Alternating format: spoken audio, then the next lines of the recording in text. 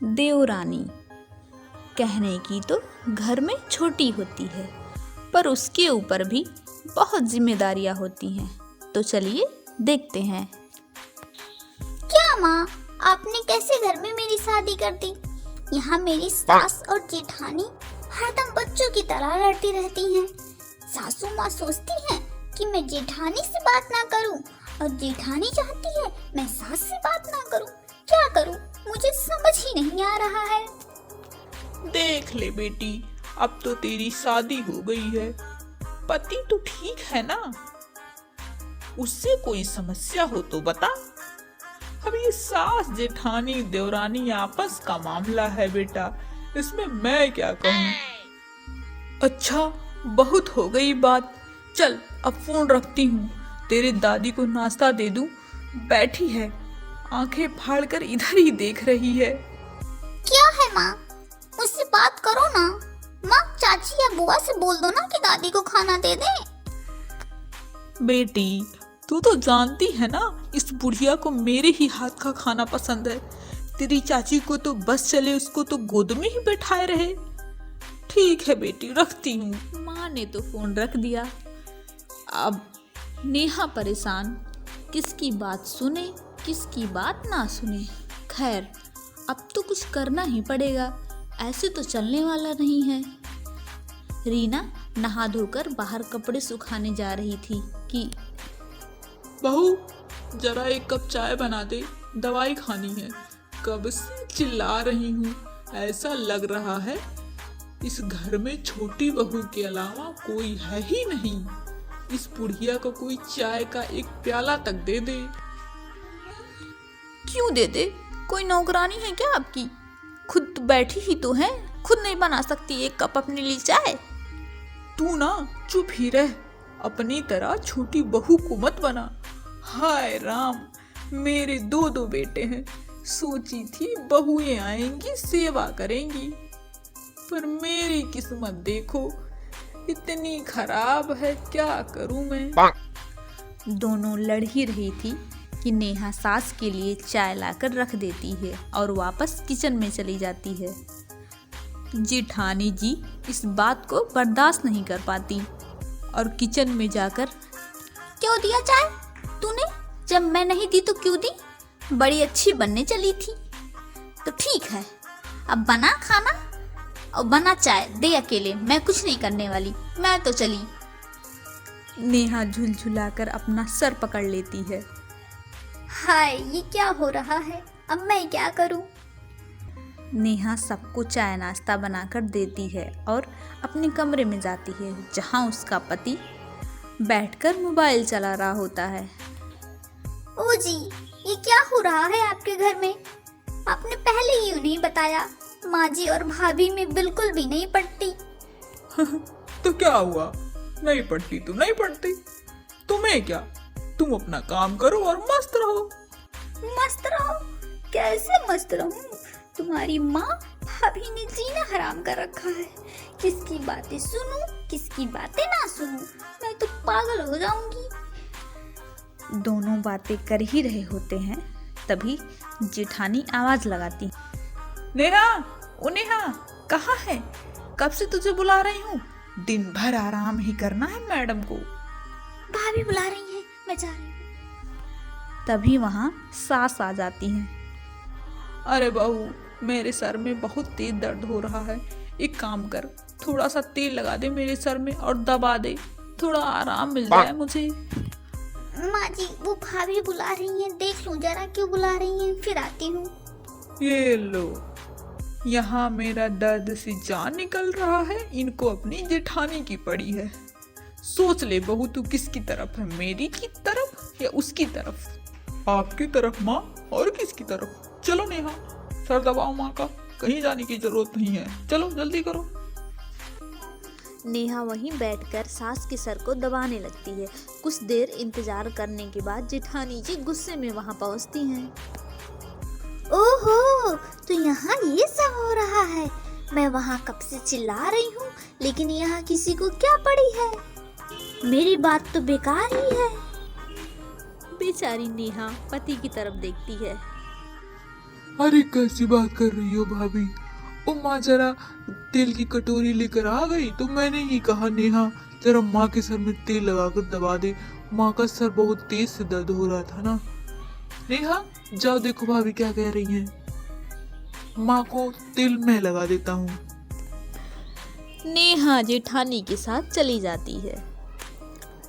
देख नेहा, तू तो अभी आई है, तू नहीं जानती इन लोगों की चालाकी। मैं तो बहुत सालों से हूँ यहाँ, मुझसे पूछ। तुझे क्या पता, इनकी बेटी जब यहाँ थी, माँ बेटी दोनों ने मिलकर मेरा जीना मुश्किल कर दिया था। छोड़िए ना भाभी, अब तो दीदी की भी शादी हो गई है। और रही बात माँ जी की, वो तो अब बूढ़ी हो चली है, क्या ही कर पाएंगी। अब तो मैं भी आपके साथ हूँ ना, भूल जाइए पुरानी बातों को। भूल जाऊं? ऐसे कैसे भूल जाऊं? तू क्या समझेगी, जिस पर बीतती है वही जानता है। कैसे कैसे इन लोगों ने मुझे सताया है। बेचारी नेहा को कुछ समझ ही नहीं आ रहा था, क्या बोले क्या करे, किसकी तरफ से रहे किसकी तरफ से ना रहे। और एक उसकी माँ थी, उन्होंने भी अपने हाथ खड़े कर लिए थे। नेहा के दिमाग में एक आइडिया आया, क्यों ना इन दोनों में दोस्ती करा दिया जाए। दूसरे दिन नेहा अपनी सास के कमरे में पहुंचती है। माँ जी, आपके सर में दर्द रहता है ना, लाइए मैं दबा देती हूँ। माँ जी, वो भाभी आने वाली थी आपका सर दबाने के लिए। भाभी दूसरा काम निपटाने लगी तो मैं ही बोली, भाभी आप काम कर लीजिए, मैं ही जाकर माँ जी का सर दबा देती हूँ। वो कह रही थी, हो ही नहीं सकता, सारी दुनिया सुधर सकती है पर ये मेरी बड़ी बहू ना, ये सुधरने वाली नहीं है। जब मेरी उम्र तक पहुंच जाएगी तब दुनियादारी समझेगी तू बहू। तू उसकी कलाकारी नहीं जानती है। तुझको क्या बताऊं, जब से ये घर में आई है मेरे बेटे को अपना नौकर बना के रख लिया है। ना जाने किस जन्म का बदला ले रही है ये कलमुई। पर माँ जी, आपके और भाभी के बीच किस बात को लेकर झगड़ा है, आज तक मुझे समझ में नहीं आया। अरे क्या बताऊं बहू, जब ये शादी करके यहाँ आई थी ना, इसको कोई भी काम करने नहीं आता था। मैंने सोचा चलो बहू नई नई आई है, कोई बात नहीं। तब मैं और मेरी बेटी गीता ने घर का सारा काम किया।